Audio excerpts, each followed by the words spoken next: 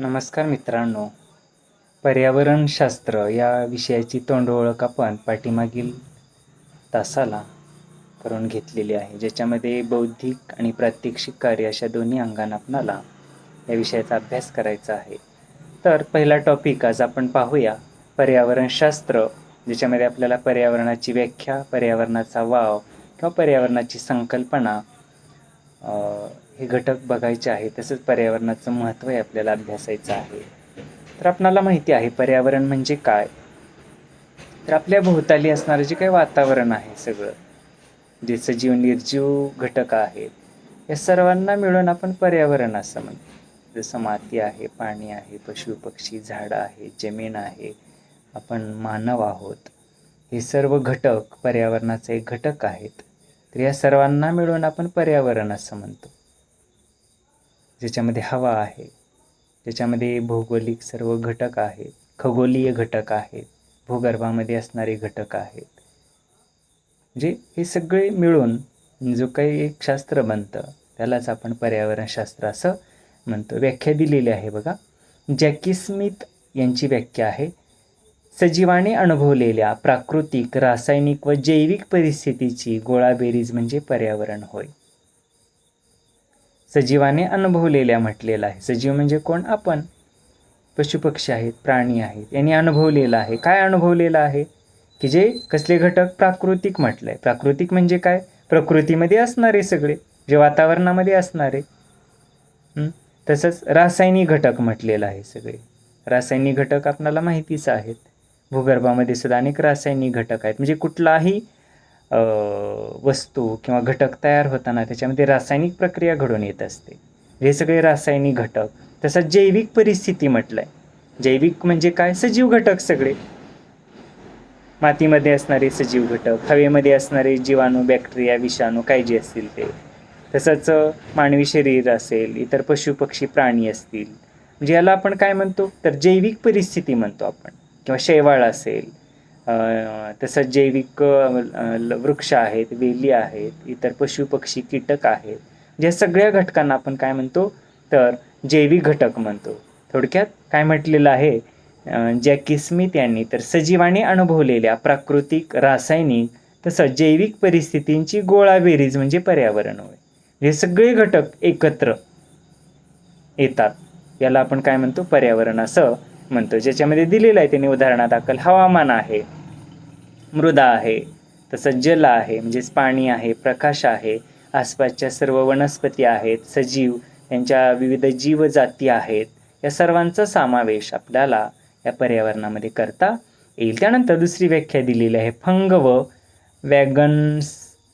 वॅगनल्स यांची व्याख्या आहे: व्यक्ती, जीव किंवा समूह यांचे अस्तित्व व विकास यांच्यावर परिणाम करणारी बाह्यस्थिती, घटक किंवा वस्तू म्हणजे पर्यावरण होय. बघा काय म्हटले वॅगनल्स यांनी: व्यक्ती, जीव किंवा समूह यांचे अस्तित्व व विकासावर. व्यक्ती, जीव आणि समूह.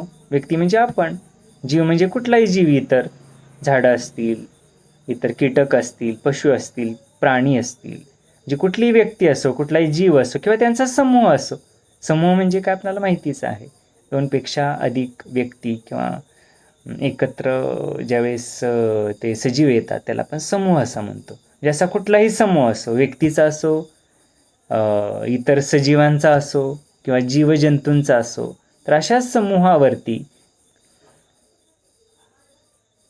काय होतं असतं? तर या बाह्य गोष्टीचा परिणाम होत असतो. त्यालाच बाह्य स्थिती आणि घटक किंवा वस्तू किंवा पर्यावरण असं म्हटलेलं आहे. म्हणजे सगळे हे बाह्य घटक सजीव निर्जीव असतील, या सर्वांची गोळाबेरीज म्हणजे पर्यावरण होय असं म्हणता येईल. तिसरी व्याख्या आहे A.G. टान्सले यांची व्याख्या आहे: पर्यावरण म्हणजे संपूर्ण प्रभावी परिस्थिती की ज्या अंतर्गत सजीव राहतात.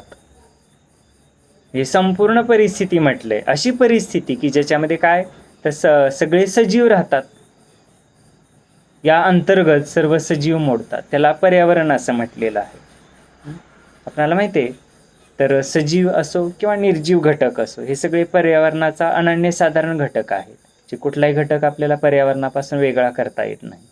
आपण जर म्हटलं हवा, हवा पर्यावरणाचा महत्त्वाचा घटक आहे. माती असेल किंवा प्रदूषण असतील, सर्व मानव जमात असेल, इतर पशु पक्षी, सगळी झाडं वेली असतील, ह्या सर्वांचा एकात्म संघ किंवा समूह, या सर्वांचं एकत्रीकरण यालाच आपण पर्यावरण असं म्हणतो. त्यानंतर पर्यावरणाचा वाव दिलेला आहे. वाव म्हणजेच काय, तर पर्यावरणापासून आपल्याला काय फायदे आहेत त्यालाच वाव असे आपण म्हणूया. मानव व पर्यावरण यांच्यात अतूट असा परस्पर संबंध आहे. मानवाच्या निर्मितीपासून निर्माण झालेले सर्व हे जे घटक आहेत, पर्यावरण ही निसर्गाची एक महत्त्वपूर्ण अशी देणगी आहे. जे काही सर्व सजीव निर्जीव घटक आहेत ते आहेत क्रमबद्ध आहेत, व्यवस्थित ते त्यांचं संघटन आहे. म्हणून आपणाला पर्यावरणाबरोबर कसं तर मिळतं जुळतं घ्यावं लागणार आहे. त्याचा अभ्यास करण्याची काय गरज आहे, वाव आहे असं आपणाला म्हणता येईल. जर आपण पर्यावरणाचं संरक्षण केलं, पर्यावरणाचं महत्त्व लक्षात घेतलं, पर्यावरणीय समस्या कमी करण्यासाठी जर उपाययोजना केल्या, तर निश्चितच आपणाला पर्यावरणामध्ये एक अनुकूल परिस्थिती निर्माण होईल. पर्यावरणाच्या बरोबर आपल्याला राहता येईल आणि निश्चितच आपणाला भावी काळामध्ये पर्यावरणीय समस्या कमी करून चांगलं आरोग्यदायी जीवन लाभल्याशिवाय राहणार नाही. म्हणून आपणाला म्हणता येईल की पर्यावरणशास्त्र अभ्यासासाठी काय आहे, तर खूप असा वाव आहे. तर पर्यावरणाची गुणवत्ता बरोबर ढासळत चाललेली आहे हे आपणाला दिसून येतं. म्हणूनही पर्यावरणशास्त्राचा अभ्यास करण्यासाठी काय वाव आहे, संधी आहे असं म्हणता येईल. आपला काय झालं आहे, तर निसर्गावरती हस्तक्षेप वाढलेला आहे. कितीतरी किंवा हल्ली पाहतो आपण वरवर जमिनी आपण ओलिताखाली आणतोय. रासायनिक घटकाचा वापर करून रासायनिक पीक पद्धती आपण अवलंबलेली आहे. प्रदूषणामध्ये वाढ होते, पाण्याचं प्रदूषण वाढत आहे. आपण पाहतो समुद्रामार्गे सुद्धा जी काही बऱ्याच प्रमाणात तेलगळती होते. वेगळे समुद्रामध्ये सुद्धा आपण क्षेपणास्त्राच्या चाचण्या घेतो, वाळवंटामध्ये क्षेपणास्त्राच्या चाचण्या घेतल्या जातात. जे आपल्या स्वार्थासाठी किंवा प्रगती करण्यासाठी विज्ञान तंत्रज्ञानामध्ये आपलं बळ वाढवण्यासाठी आपण पर्यावरणावरती काय करतोय, तर घाला घालतो आहे. पर्यावरणाचं प्रदूषण आपण करतोय, तर हे आपण कमी करण्याची आवश्यकता आहे. म्हणूनच पर्यावरणशास्त्राचा अभ्यास करण्यासाठी काय आहे, हल्ली वाव आहे, संधी आहे किंवा तो सक्तीचा आहे, त्याचा अभ्यास आपण केला पाहिजे असं या ठिकाणी म्हणता येईल. निसर्गचक्र जे आहे ते प्रभावित होत आहे पर्यावरणामुळं. आपण पाहतो हल्ली जर पाहिलं तर ऋतुचक्र बदललेलं आहे. पाऊस पावसाळ्यात पडेल सांगता येत नाही, म्हणजे ऋतुमान बदललेलं आहे. पावसाळ्यात कधी पाऊस पडतो, कधी नाही, कधी कडक ऊन पडतं, कधी थंडीच्याही लाटा येतात, कधी गारपीट होते. उन्हाळ्यात बऱ्याच वेळा पाहतो गारपीट होते, चक्रीवादळही येतं. म्हणजे ऋतुचक्र सगळं बदललेलं आहे, सगळं कॉलॅप्स झालेलं आहे. कशामुळे, तर पर्यावरणीय समस्येमुळं किंवा प्रदूषणामुळं. म्हणजे हे जे काही घटक आहेत तर ते बदललेले आहेत.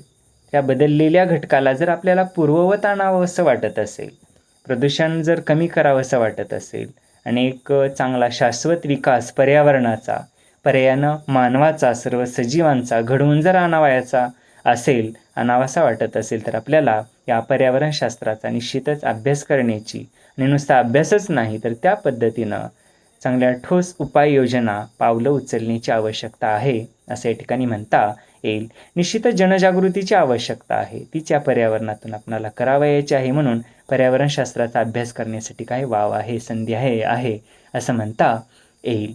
तर पर्यावरणाचं महत्त्व आपल्या या ठिकाणी कळतं कशामुळे, तर पर्यावरणशास्त्राचा अभ्यास केल्यामुळं. आजपर्यंत जो दुर्लक्षित विषय होता, आज हा विषय सक्तीचा करण्याची का आवश्यकता आलेली आहे, आज हा विषय वेगळा करण्याची का आवश्यकता आलेली आहे. हा विषय पूर्वीपासून आहे, नाही असं नाही, परंतु इतर शास्त्राच्या, इतर विषयाच्या अनुषंगाने आपण त्याचा अभ्यास करत होतो. भूगोलामध्ये आपण शिकतच होतो पर्यावरण म्हणजे काय, ऋतुचक्र शिकत होतो, हवा शिकत होतो, जमीन पाणी सगळी पिकं पद्धती शिकत होतो. आपण इतर अनेक विषयाच्या माध्यमातून हा विषय आपण समजून घेत होतो. परंतु आता गांभीर्यानं या विषयाचा अभ्यास करण्याची आवश्यकता आहे. पर्यावरणाचं संरक्षण करण्यासाठी आपण उपाययोजना करण्याची निश्चितच आवश्यकता आहे असं म्हणता येईल. निश्चितच पर्यावरणाचा जो काही ढासळलेला समतोल आहे तो आपणाला पूर्ववत किंवा पूर्वपदावर आणायचा आहे. म्हणून पर्यावरणशास्त्राचा अभ्यास करण्यासाठी काय हल्ली वाव आहे, संधी आहे किंवा त्याची नितांत गरज आहे असं आपणाला म्हणता येईल. कारण या शास्त्रातूनच किंवा या विषयातूनच आपणाला जे ज्ञान मिळणार आहे त्या ज्ञानातून पर्यावरणीय समस्या कमी होणार आहेत असं म्हणता येईल. जे ज्ञान घेतलं किंवा पर्यावरणाचा अभ्यास केला तरच आपल्याला समस्या लक्षात येतील, तरच उपाययोजना करण्यासाठी आपणाला पावलं उचलता येतील, त्याचा शास्त्रीय स्वरूपात अभ्यास आपणाला करता येईल, पर्यावरणीय प्रदूषणाचं गांभीर्य आपल्याला लक्षात येईल. हे सर्व कळण्यासाठी आपल्याला पर्यावरणशास्त्राचा अभ्यास करण्यासाठी वाव आहे असं म्हणता येईल. त्याच पद्धतीनं पुढं पर्यावरणाची संकल्पना दिलेली आहे. आपण वरती व्याख्या बघितलेल्याच आहेत.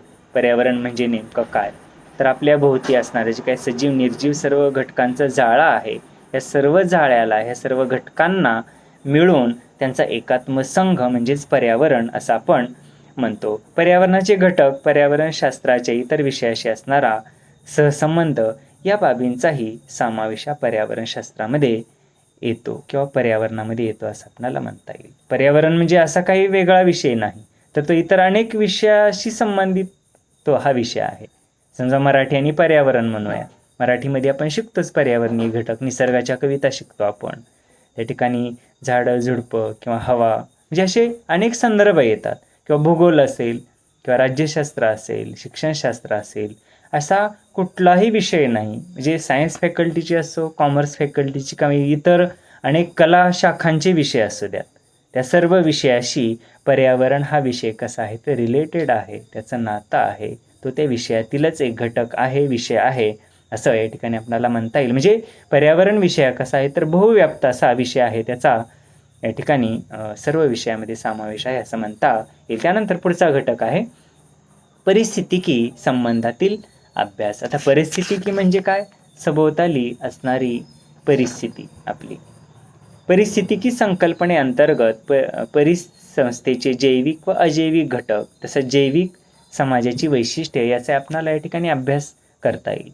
तर परिस्थितिकी म्हणजे काय, सर्व परिस्थिती निसर्गातील, तर याच्यामध्ये परिसंस्थेचे सर्व जैविक अजैविक घटक येतात. परिसंस्था आपल्याला माहितीच आहे. परिसंस्था म्हणजे काय, तर अनेक अन्न साखळ्या किंवा अन्नजाळं या सर्वांची मिळून परिसंस्था बनत असते. किंवा जंगल परिसंस्था म्हणतो आपण, सागर परिसंस्था म्हणतो आपण. म्हणजे त्या परिसंस्थेमध्ये काय आहे तर अन्न साखळ्या असतात, अन्नजाळे असतात. अशा परिसंस्थेचं आपणाला वर्गीकरण करता येईल. तर कसं, तर जैविक आणि अजैविक घटक म्हणता येईल आपल्याला.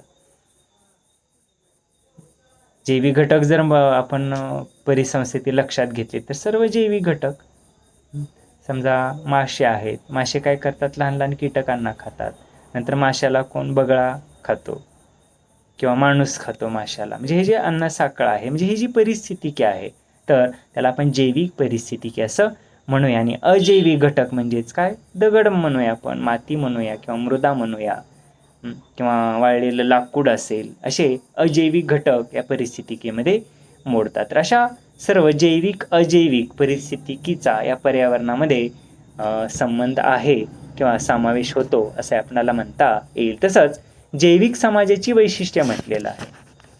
तर जैविक म्हणजे काय आपल्याला माहितीच आहे, सजीव म्हणतो आपण किंवा जीव, म्हणजे ज्याच्यामध्ये जीव आहे, जो हालचाल करतो, ज्याची वाढ होते, त्याला आपण जीव असं म्हणतो. जशा समाजाची वैशिष्ट्ये जी असतात, तसंच परिसंस्था रचना आहे, विविध पोषक द्रव्य चक्रीकरण, ऊर्जा विनिमय, अन्न साखळी, अन्नजाळी, परिस्थितिकी मनोरा, तसंच विविध परिसंस्था, त्यातील जैविक अजैविक घटक इत्यादी सर्व घटकांचा समावेश या पर्यावरणामध्ये होतो असे आपणाला म्हणता येईल. म्हणजे पर्यावरण संकल्पना कशी आहे तर बहुव्याप्त अशी संकल्पना आहे. अन्नजाळे आपल्याला माहितीच आहे.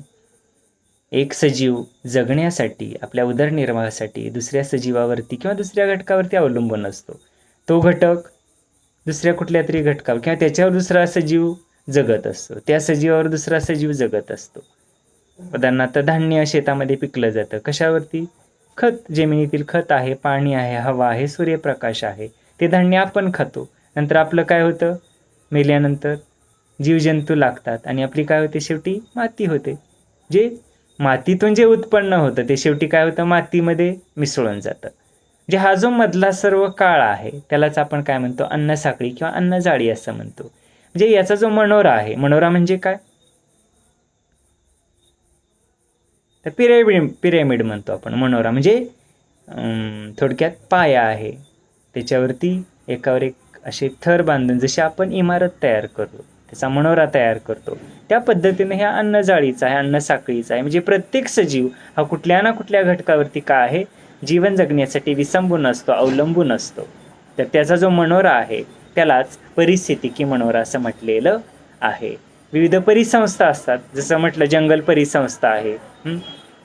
मग ती जंगल परिसंस्था, त्याच्यामध्ये सुद्धा फरक आपल्याला सांगता येईल. महाबळेश्वरची जंगल परिसंस्था वेगळी असणार आहे. आपल्या आसपास समजा एडशी अभयारण्यातील जंगल परिसंस्था वेगळी असणार आहे, कारण का तिथं असणाऱ्या वनस्पती वेगवेगळ्या असणार आहे, त्यांच्या जाती वेगवेगळ्या असणार आहे, त्यांची वाढीची पद्धत वेगवेगळी असणार आहे, त्यांच्यासाठी लागणारी अन्नद्रव्य किंवा त्यांना बी येणं, फुलं येणं, जशी परिस्थिती काय असते वेगवेगळी असते. जशी आपण एक जरी परिसंस्था घेतली तर त्याच्यामध्ये आपल्याला कितीतरी क्लासिफिकेशन किंवा कितीतरी त्याचे प्रकार आपल्याला पाडता येतात किंवा त्याच्यामध्ये विभिन्नता दिसून येते. किंवा जर आपण समुद्र परिसंस्था किंवा जल परिसंस्था घेतली तर त्याच्यामध्ये सुद्धा फरक असणार आहे. आपल्या एडशीच्या तळ्यामध्ये असणारी पाणी परिसंस्था किंवा समुद्र परिसंस्था ती वेगळी असणार आहे.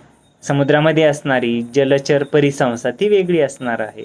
का तर तिथली परिस्थिती वेगळी आहे, तिथलं भौगोलिक वातावरण वेगवेगळं आहे, तिथले जैविक घटक वेगवेगळे आहेत. म्हणून आपल्याला म्हणता येईल की परिस्थितिकी सुद्धा कशी असते किंवा परिसंस्था सुद्धा या कशा असतात तर वेगवेगळ्या असतात. त्यानंतर दुसरा घटक आहे नैसर्गिक साधन संपत्तीविषयक अभ्यास. म्हणजे पर्यावरणामध्ये ज्या पद्धतीने अशा परिसंस्था, परिस्थितिकी तसंच अन्नसाखळी, अन्नजाळं याचा अभ्यास होतो, त्याच पद्धतीनं नैसर्गिक साधन संपत्तीविषयक सुद्धा अभ्यास या पर्यावरणामध्ये केला जातो. आपल्याला माहिती आहे नैसर्गिक साधन संपत्ती ही कशा इतर वेगवेगळ्या प्रकारच्या आहे.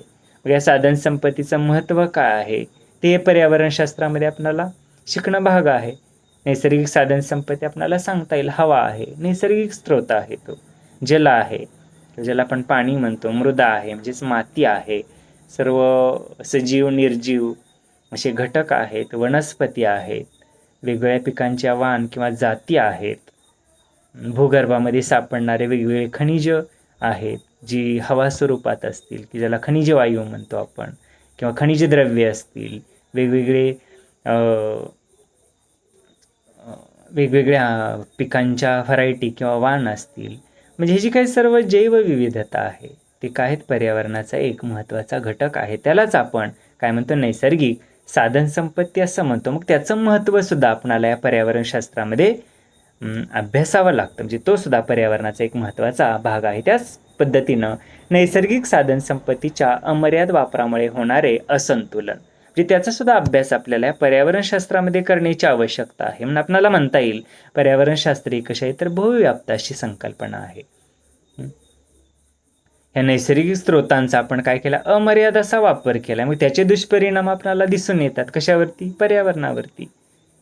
भरमसाठ रासायनिक खताचा वापर केला, शेवटी काय पदरात पडलं, जमिनी नापीक झाल्या, रासायनिक घटक मानवी शरीरामध्ये घुसले, मानवी जे आयुर्मान आहे ते कमी झालं, मागणी तसा नुसता पुरवठा चालू आहे, लोकसंख्या वाढायला लागली. चला, स्वातंत्र्योत्तर काळामध्ये लोकसंख्या वाढली, हरित क्रांती झाली. कशासाठी हरित क्रांती, रासायनिक घटकाचा अतिरेकी वापर झाला. कशासाठी, गरज तसा पुरवठा, लोकसंख्या वाढली, चला नुसतं खाऊ घालणे, त्याच्यातून सकस किती मिळतंय, त्याचे मानवी आरोग्यावर काय परिणाम होत आहेत, काय होतील, कुणी बघितले काय नाही. परंतु आत्ता हे आपल्या लक्षात आलेलं आहे. सर्व रासायनिक घटक खाऊन खाऊन शेवटी माणसाचा कानूस झालेला आहे असं आपल्याला म्हणता येईल. बहिणाबाई चौधरी म्हणतात काय, माणसाचा झाला कानूस. काय सगळं स्वार्थी राजकारण, पैसा कमवणं, सगळं सोडून जायचं या ठिकाणी. पर्यावरणावरती सुद्धा काय आपण कुऱ्हाड घातलेली आहे. बांधावर एक झाड ठेवत नाही, इकडं नारा द्यायचा, झाडे लावा, झाडे जगवा. परंतु पाहतो आपण वास्तव आहे, दरवर्षी तेच खड्डे असतात, रोपं मात्र बदलतात. चित्रातील व्यक्ती, फोटोतील व्यक्ती बदलतात, फोटो काढले जातात, फायलीला डकविले जातात, अनुदान मिळवलं जातं, घोषणाबाजी केली जाते. मात्र तथ्य किती आहे हे तुम्हाला सर्वांना माहिती आहे. परंतु आपण काय केलं, आपणच आपल्या पायावरती कुऱ्हाड मारून घेतो आहोत. आता जर आपण पावले उचलली नाहीत, आता जर आपण प्रयत्न केले नाहीत, आता जर आपण प्रामाणिकपणे पर्यावरणाचं संरक्षण केलं नाही, तर निश्चितच आपला भविष्यकाळ कसा आहे, तर अंधारात आहे. हे कसं काय, तर अटळ आहे. म्हणून आपणाला म्हणता येईल या नैसर्गिक साधन संपत्तीविषयी घटकामध्ये आपणाला पर्यावरणीय जो असमतोल आहे त्याचा अभ्यास करायचा आहे, त्याच्यावरती उपाययोजना सुद्धा करावयाच्या आहेत. त्याच पद्धतीनं ज्या वेगवेगळ्या समस्या उद्भवलेल्या आहेत, कशामुळं, पर्यावरण असंतुलन झाल्यामुळं.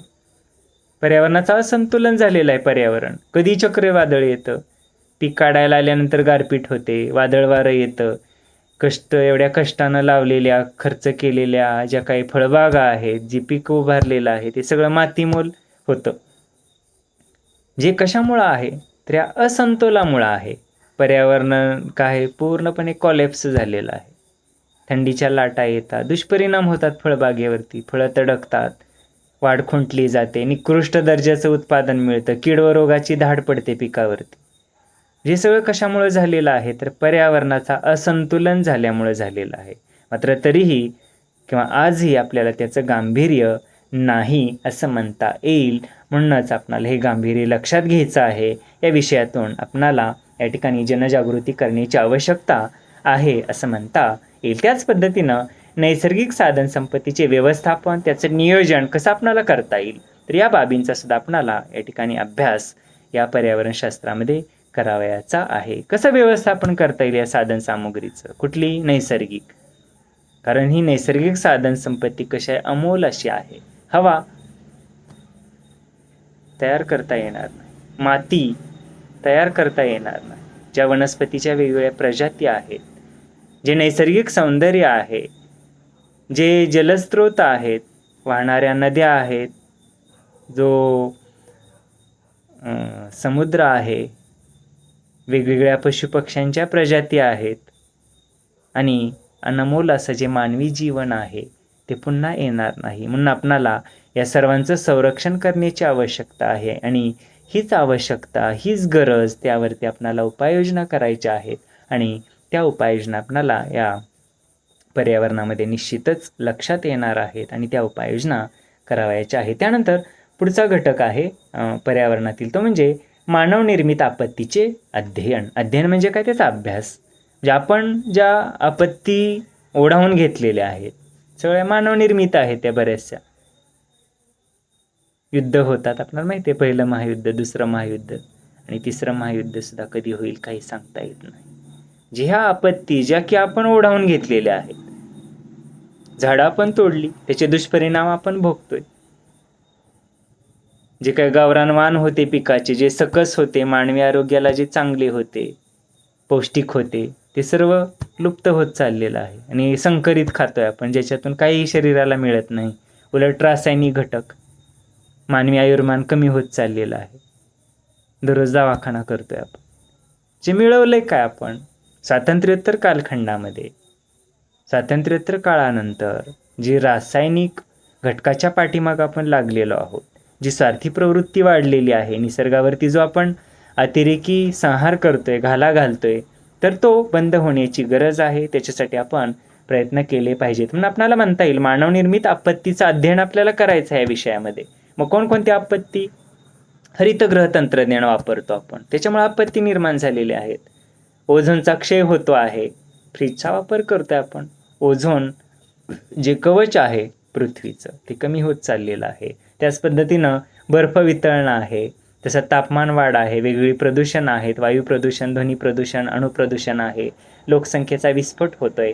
तर हे आपणाला या विषयातून शिकायचं आहे. त्यानंतर शेवटचा घटक आहे तो म्हणजे जैविक विविधतेचा अभ्यास. जैवविविधतेचे प्रकार आपण यामध्ये अभ्यासतो. तसं जैवविविधतेची संकल्पना म्हणजे काय, तिची उपलब्धता काय आहे, राष्ट्रीय व वैश्विक पातळीवरती जैवविविधता कशी जोपासली जाते, जैवविविधतेचे महत्त्व काय आहे, तर या सर्व जैवविविधताविषयी घटकांचा आपणाला या पर्यावरणामध्ये समावेश होतो, तर त्याचं महत्त्व आपणाला समजून घेण्याची आवश्यकता आहे. ही जैवविविधता आपणाला पुन्हा निर्माण करता येणार नाही. ज्या प्राण्याच्या, पशुपक्ष्यांच्या, झाडांच्या वेगवेगळ्या प्रजाती आहेत, फुलझाडांच्या वेगवेगळ्या प्रजाती आहेत, तर त्या आपणाला पुन्हा तयार करता येणार नाहीत. म्हणून त्याचं जे नैसर्गिक सौंदर्य आहे, ही जी विविधता आहे, ती आपणाला टिकवून ठेवण्याची आवश्यकता आहे. तर हे सुद्धा आपणाला या पर्यावरणामध्ये शिकण्याची गरज आहे. त्याचं महत्त्व आपण लक्षात घेतलं पाहिजे. तर एकूणच आपणाला पर्यावरणविषयक व्यवस्थापन आणि नियोजन याचा सुद्धा अभ्यास या पर्यावरण विषयामध्ये करण्याची गरज आहे, किंवा तो आपण करतो असे म्हणता येईल. मग हे सर्व आपण काय केलेलं आहे, तर पर्यावरणीय समस्या निर्माण झालेल्या आहेत. त्याचं व्यवस्थापन आपणाला कसं करता येईल. नुसतं अभ्यास करून उपयोग नाही, व्यवस्थापन कसं करावं, त्या समस्या कमी करण्यासाठी काय उपाययोजना करता येतील, त्याचं नियोजन, त्याच्यासाठी कुठल्या योजना शासन स्तरावरती काय करता येईल, गाव पातळीवरती काय करता येईल, शाळा, विद्यालय, महाविद्यालय पातळीवरती कुठल्या उपाययोजना आपणाला अवलंबता येतील. तर हे आपणाला या पर्यावरणशास्त्रामध्ये, पर्यावरणामध्ये अभ्यासायचं आहे, अभ्यासण्याची गरज आहे, असं आपणाला या ठिकाणी म्हणता येईल. आजच्या तासाला एवढं घेऊया, थांबूया. राहिलेला भाग पुढील तासाला पर्यावरणशास्त्राचं महत्त्व आपण पुढं अभ्यासूया. धन्यवाद.